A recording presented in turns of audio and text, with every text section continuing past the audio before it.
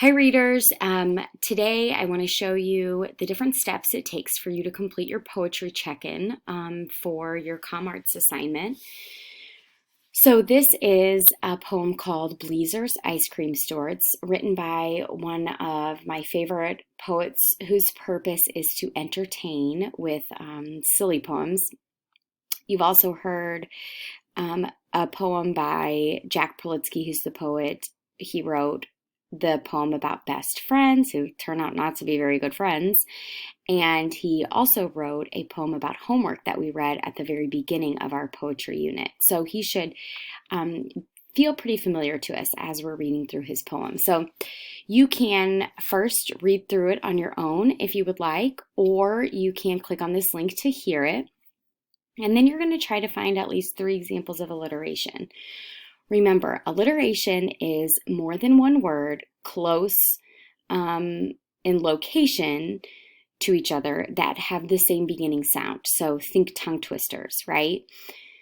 When poets include this, their goal is to get them as close to each other. So sometimes 2 or 3 words will be right next to each other that have the same beginning sound. Sometimes there will be 3 or 4 in the same line of a poem, but you don't find alliteration by looking throughout an entire poem and saying, oh, there's a word at the beginning of the poem that starts with N, and then there's a word at the end of the poem that starts with N.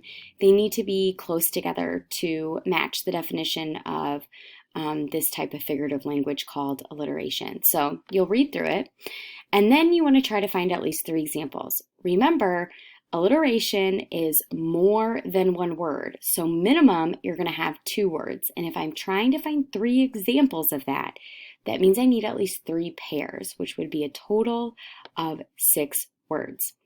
There's some extra math for you today. So the way that you will show your teacher that you have located examples of alliteration is we're going to use the highlighting tool on your Google Doc.